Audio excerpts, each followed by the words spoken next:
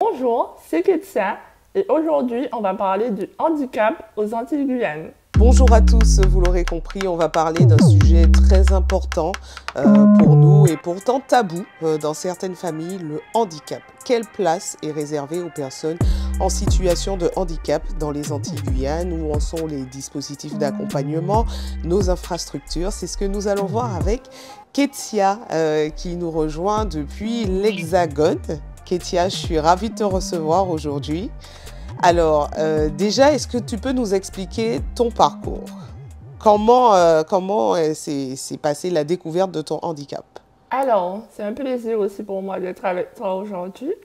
Donc, du coup, moi, dès la naissance, dès l'accouchement, en fait, ma maman a su que j'avais un souci de santé, puisque je suis née un peu bébé de chiffon, si je peux dire ça comme ça. Et ensuite, j'ai marché à l'âge de 4 ans, mais toujours avec beaucoup de difficultés. À l'âge de 12 ans, j'ai perdu la marche. Donc, moi, j'ai une maladie neuromusculaire. Donc, plus je grandis et plus les muscles s'affaiblissent. Ça touche la totalité du corps. Et je suis la seule dans ma famille qui a cette pathologie, en tout cas inconnue. Et donc, je te disais, j'ai perdu la marche à 12 ans et depuis, ben, je suis à roues, quoi. Je fonctionne avec des roues, j'en ai 6. Et puis, voilà, en gros, c'est ça.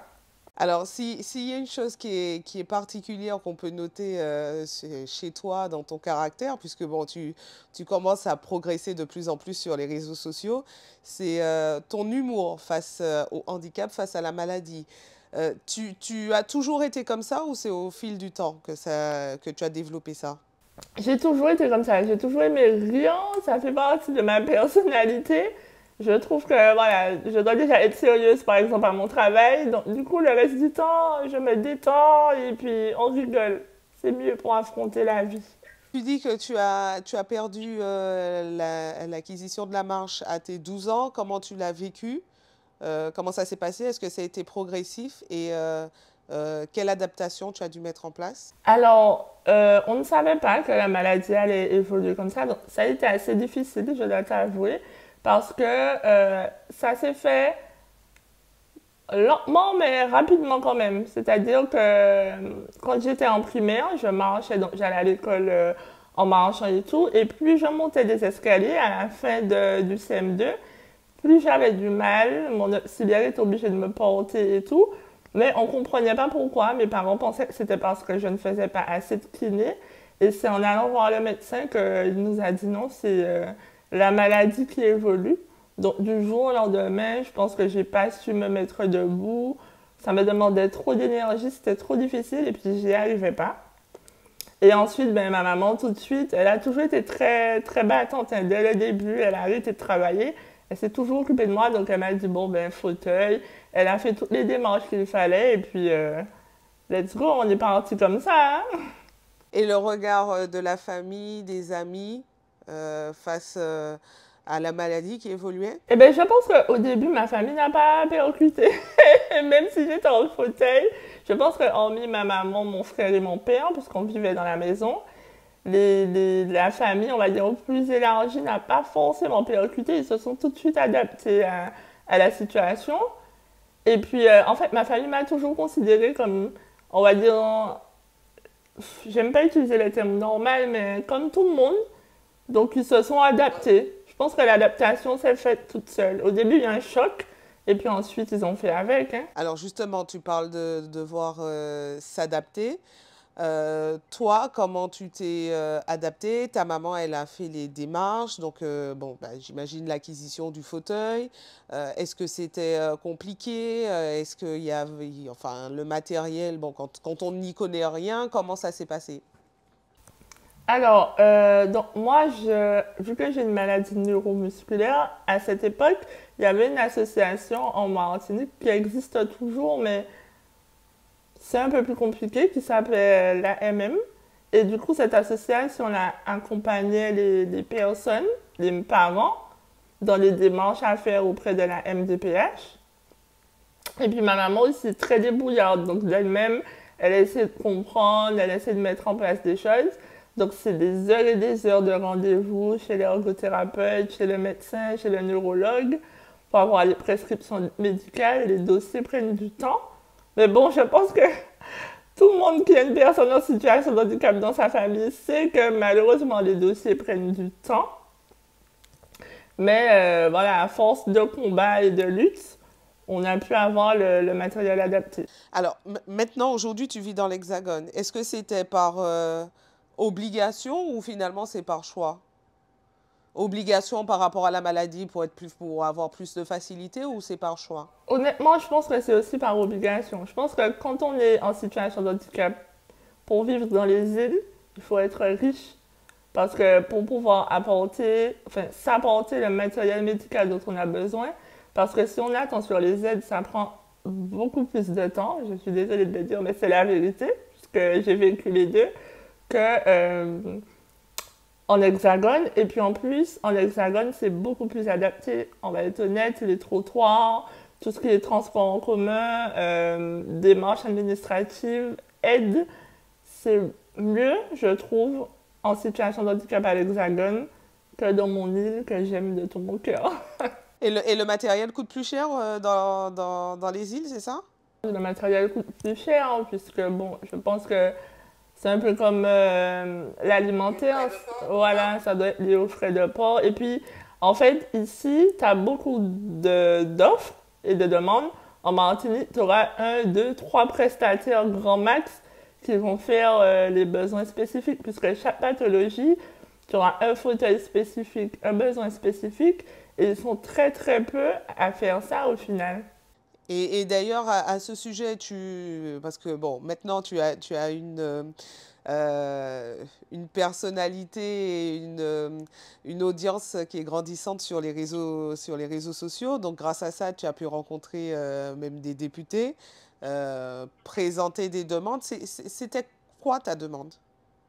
Eh bien, ma demande, c'était qu'aux Antilles, on soit sur le même pied d'égalité qu'en Hexagone, c'est-à-dire qu'on a les mêmes prix, que l'information soit la même, que les personnes ne soient pas lâchées, en fait, face à leur pathologie ou le membre de la famille qui a la pathologie, et surtout qu'on Pour l'instant, ce n'est pas du tout le cas. Il n'y a pas d'égalité pour toi, pour l'instant.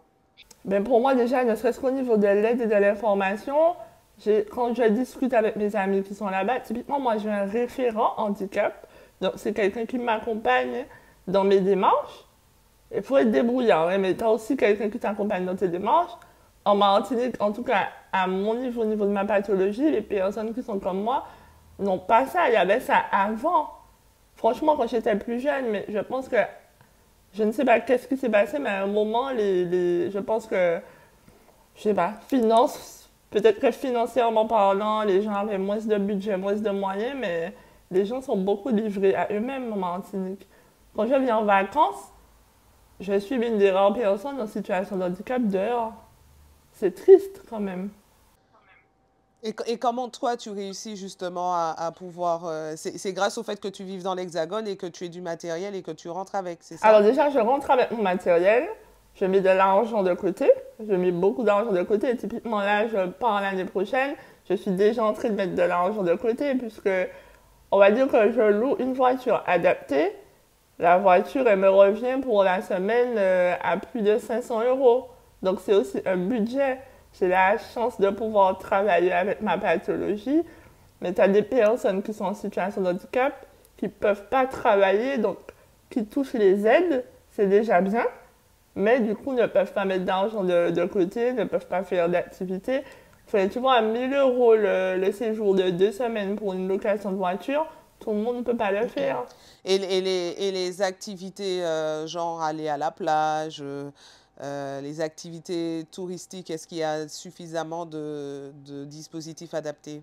Ben justement, on parlait de ça aussi avec Monsieur Giovanni William, parce que, alors, il y a des endroits où tu vas trouver des tirs à l'eau, payants ou pas payants. Apparemment, ils sont en train de mettre en place des choses pour que ce soit pas payant.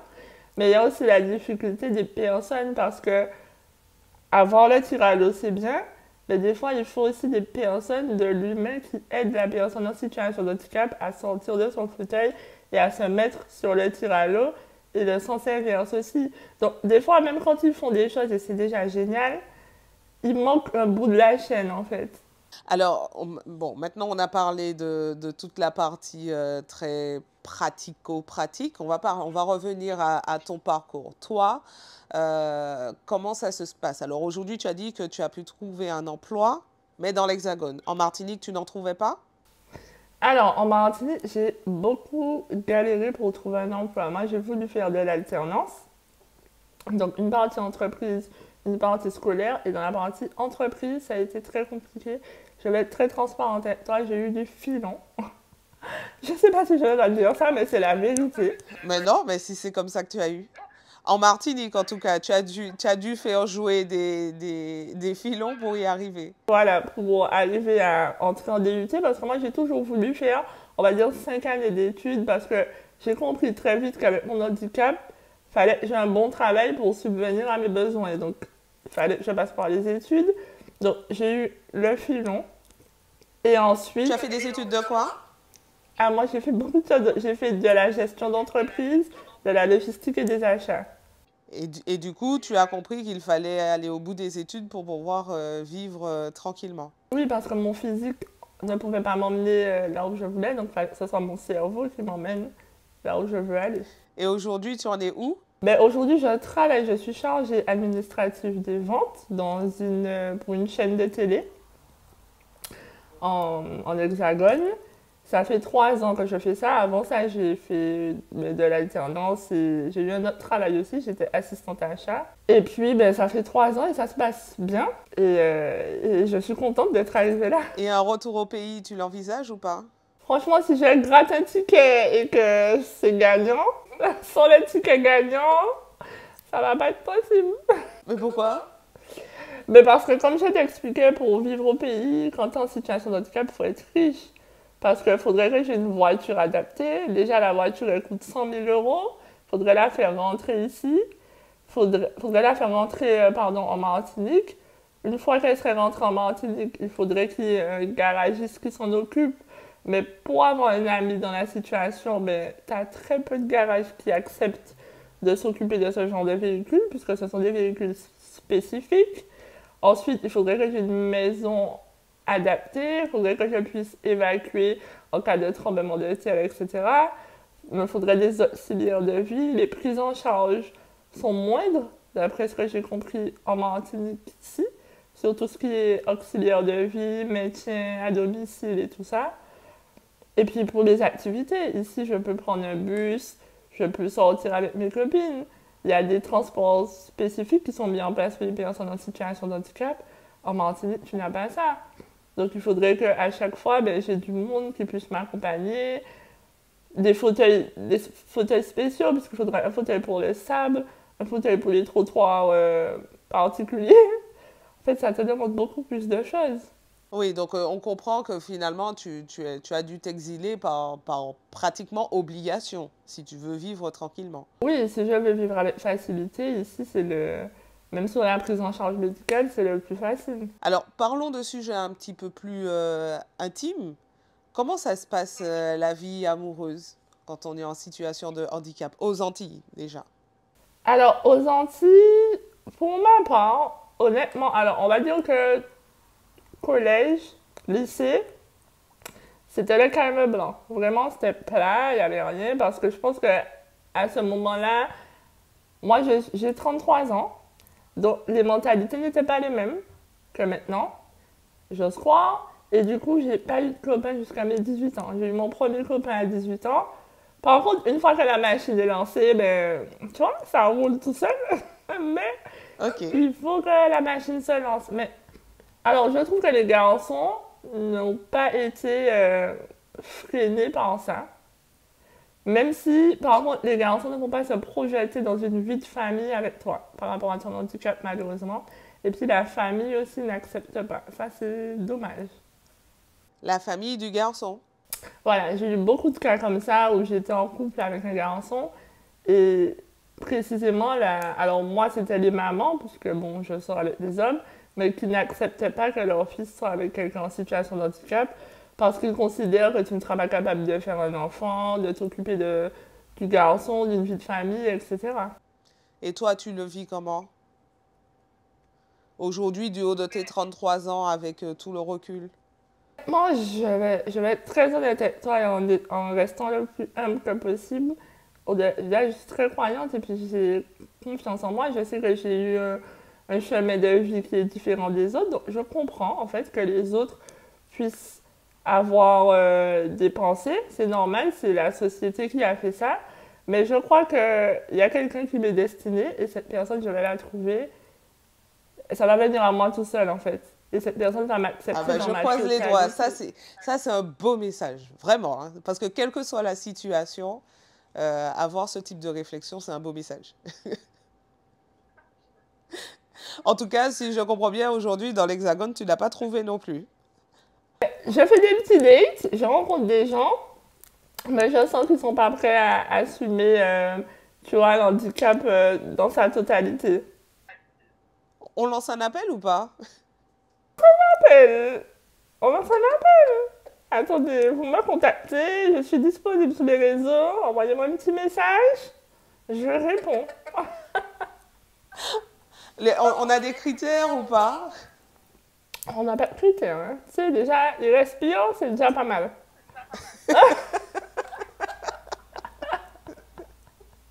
C'est déjà pas mal.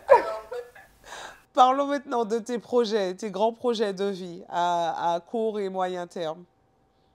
Alors là, je suis en train de faire les démarches pour acheter un véhicule, parce que j'ai eu mon permis l'année dernière. Donc là, j'étais en train de réunir les fonds pour acheter mon véhicule. Ensuite, ben, tu vois, j'ai mon appartement, je travaille. Bon, sur mon travail, ça se passe bien. Si je peux évoluer, ça m'arrange. Donc là aussi, j'ai lancé un processus pour pouvoir évoluer au niveau du travail. Et puis ensuite, ben, trouver un chéri, hein, tu vois, faire une vie de famille. Parce qu'à un moment donné, je pense qu'à un moment, tu vois, je ne peux pas dire des choses trop bizarres, mais je pense que je vais me rouler sur les seins à un moment. Donc il faut y aller. Alors, si tu avais un message à passer aux personnes en situation de handicap qui vivent aux Antilles-Guyane, ça serait quoi? Ce serait de sortir, montrez-vous, montrez que vous êtes présent, montrez que vous êtes là et que vous avez besoin de choses, que vous participez à la vie de la société et qu'il faut qu'ils vous prennent en compte. Vraiment sortez, ne vous limitez pas.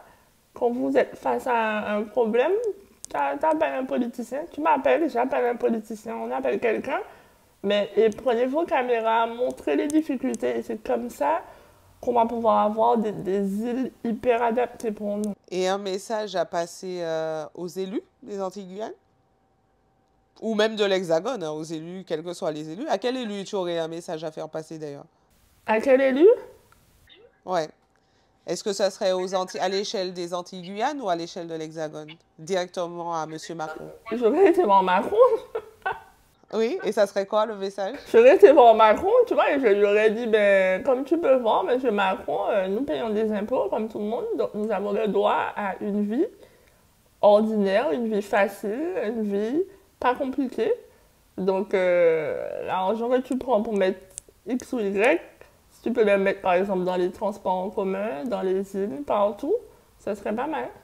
Après, dans ce que tu dis, on se pose la question, est-ce que euh, tu ne viserais pas peut-être un poste à responsabilité aux Antilles-Guyane en charge du handicap? Ça serait génial, mais ça serait mon rêve.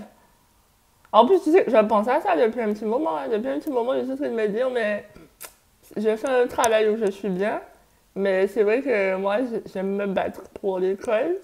Et je me dis pourquoi pas utiliser le fait que je sois sur les réseaux, etc., pour me servir de ça et trouver un travail dans lequel je pourrais faire avancer, tu vois, enfin faciliter la vie de mes compatriotes.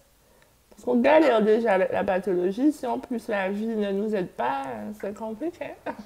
Avant de conclure, on va parler des réseaux sociaux. Alors, comment ça se passe pour toi sur les réseaux? Quels sont les retours?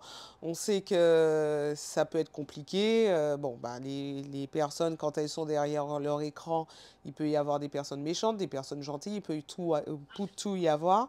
Ta communauté sur les réseaux, est-ce qu'elle est antillo-guyanaise? Est-ce qu'elle est nationale? Elle est comment et comment ça se passe? Quels sont les retours que tu as?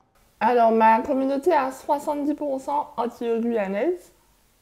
Je suis très contente de ça d'ailleurs, d'être autant soutenue par les Antilles et la Guyane. Et je vais être très sincère avec toi, j'ai une très bonne communauté. Les gens sont très bienveillants avec moi. Après, comme tout le monde, hein, tu vois, tu vas avoir des moqueries. Mais je t'avouerai que moi, ça ne m'intéresse pas, sinon je ne serais pas sur les réseaux. Et que moi, je m'arrête uniquement sur le positif. Les choses négatives, je ne m'arrête pas dessus. Donc, je mets en avant vraiment les gens qui m'encouragent, qui sont là, qui sont bienveillants. Quand je vois le nombre de messages que je reçois en privé pour me dire, ben, nous, on connaissait pas ça, merci. Que ce soit surtout la sexualité des personnes en situation de handicap, comme tu dis, la vie amoureuse, comment on s'en sort, comment on travaille, etc. Le tout, c'est d'éveiller des consciences, éveiller des mentalités. C'est ça mon seul objectif et donc je m'arrête que sur le positif. Bah d'ailleurs, j'en profite pour dire, bon, bah, vu que par rapport à ce que tu dis, pour tous ceux qui veulent en savoir plus sur le handicap aux Antilles-Guyane, il suffit de s'abonner à ton compte. Rappelle-nous le nom de ton compte. Alors moi, c'est handicapable. Tu tapes handicapable sur Insta et tu vas me trouver. Très bien. Alors, deux dernières questions. Ton meilleur souvenir de vie? Non, on va commencer par le pire. Ton pire souvenir lié au handicap? Mon pire souvenir, c'est quand j'avais 14-15 ans, je me suis opérée de la colonne vertébrale.